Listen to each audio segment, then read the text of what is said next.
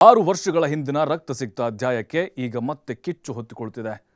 ಈಗ ಪ್ರತಿಕಾರದ ಹೆಸರಲ್ಲಿ ನಡೆಯಲಿರುವಂತಹ ಈ ಯುದ್ಧದಲ್ಲಿ ಟ್ರಂಪ್ ಗುರಿಯಾಗಿದ್ದಾರೆ ಎಂದು ಹೇಳಲಾಗ್ತಿದೆ. ಅದಕ್ಕಾಗಿ 84 ಕೋಟಿ ಬಹುಮಾನ ಕೂಡ ಘೋಷಿಸಲಾಗಿದೆ. ಅಷ್ಟಕ್ಕೂ ಈಗ ಟ್ರಂಪ್ ಅವರನ್ನ ಟಾರ್ಗೆಟ್ ಮಾಡಿದ್ದು ಯಾರು? ಇಲ್ಲಿದೆ ಅದರ ಕಂಪ್ಲೀಟ್ ರಿಪೋರ್ಟ್.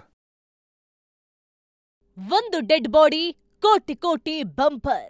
ಒಬ್ಬನ ಹತ್ಯೆಗೆ ಹುಟ್ಟಿಕೊಂಡ ಡೆಡ್ಲಿ ಟ್ರಂಪ್ ಈಗ ಮತ್ತೆ ಗನ್ನ ಟಾರ್ಗೆಟ್ ಪಾಯಿಂಟ್ ನಲ್ಲಿ ಫಿಕ್ಸ್ ಆಗಿದ್ದಾರೆ. ಈ ಬಾರಿ ಹಿಟ್ ಲಿಸ್ಟ್ ನಲ್ಲಿ ಇಟ್ಟಿರುವುದು ಇರಾನ್ನಲ್ಲ, ಬದಲಿಗೆ ಇರಾಕ್ಗೆ ಡೆಡ್ಲಿ ಡೇಂಜರಸ್ ಉಗ್ರರು. ಕೆಲವೇ ದಿನಗಳ ಹಿಂದಷ್ಟೇ ಇರಾನ್ನಲ್ಲಿ ಗಲ್ಲಿಯಲ್ಲೂ ಟ್ರಂಪ್ ಕೊಲೆ ಮಾಡೇ ಮಾಡ್ತೀವಿ ಅಂತ ಬ್ಯಾನರ್ ಹಾಕಿದ್ರು.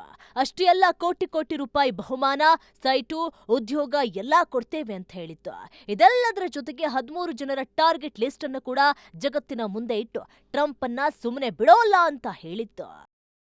ಖಮೇನಿ ಸಾವಿಗೆ ಪ್ರತಿಕಾರವಾಗಿ ಇರಾನ್ ಯಾವ ಕ್ಷಣದಲ್ಲಿ ಟ್ರಂಪ್ ಅವರನ್ನ ಹೊಡೆದು ಉರುಳಿಸುತ್ತೆ ಅಂತ ಇಡೀ ಜಗತ್ತೇ ಭಯದಿಂದ ನೋಡ್ತಾ ಇತ್ತು. ಆಗಲೇ ಇನ್ನೊಂದು ರಾಷ್ಟ್ರ ಇರಾಕ್ನ ಭಯಾನಕ ಭಯೋತ್ಪಾದಕ ಸಂಘಟನೆಯೊಂದು ಟ್ರಂಪ್ ಅವರನ್ನ ಹತ್ಯೆ ಮಾಡುವವರಿಗೆ ಬರೋಬ್ಬರಿ 84 ಕೋಟಿ ರೂಪಾಯಿ ಬಹುಮಾನವನ್ನ ಘೋಷಿಸಿದೆ. ಅಷ್ಟಕ್ಕೂ ಇದು ಕೇವಲ ಅಲ್ಲ, 6 ವರ್ಷಗಳಿಂದ ಉರಿತಾ ಇರುವ ಸೇಡಿನ ಕಥೆಯ ಹೊಸ ಅಧ್ಯಾಯ. ಅದು 2020ರ ಜನವರಿ ತಿಂಗಳು.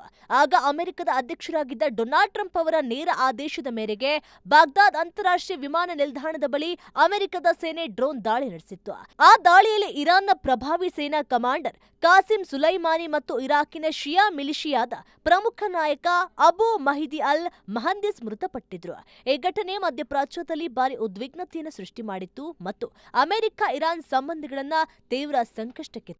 ಆ ದಾಳಿಯ ನಂತರ ಟ್ರಂಪ್ ವಿರುದ್ಧ ಸೇಡಿನ ಮಾತುಗಳು ಹಲವು ಬಾರಿ ಕೇಳಿ ಬಂದಿತ್ತು. ಈಗ ಇರಾಕಿನ ಒಂದು ಉಗ್ರ ಸಂಘಟನೆ ಟ್ರಂಪ್ ಅವರನ್ನ ಹತ್ಯೆ ಮಾಡುವವರಿಗೆ ಸುಮಾರು 84 ಕೋಟಿ ರೂಪಾಯಿ ಬಹುಮಾನವನ್ನ ಘೋಷಣೆ ಮಾಡಿದೆ ಎಂಬ ವರದಿಗಳು ಮತ್ತೆ ಆತಂಕಕ್ಕೆ ಕಾರಣ ಆಗಿದೆ.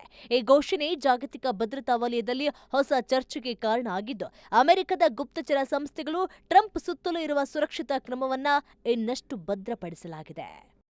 ಟ್ರಂಪ್ ಅವರು ಅಮೆರಿಕದ ಅತ್ಯಂತ ಭದ್ರತೆ ಹೊಂದಿರುವ ರಾಜಕೀಯ ನಾಯಕರಲ್ಲಿ ಒಬ್ಬರು. ಅಧ್ಯಕ್ಷರಿಗೆ ಈಗಾಗಲೇ ವಿಶೇಷ ಭದ್ರತೆ ಒದಗಿಸಲಾಗಿದೆ. ಆದರೂ ಯಾವುದೇ ನೇರ ಹತ್ಯೆ, ಬೆದರಿಕೆ ಅಥವಾ ಸುಪಾರಿ ಘೋಷಣೆ ಬಂದಾಗ ಭದ್ರತಾ ವ್ಯವಸ್ಥೆಯನ್ನ ಮತ್ತಷ್ಟು ಬಿಗಿಗೊಳಿಸುವುದು ಅಮೆರಿಕದ ರೂಢಿಯಾಗಿದೆ.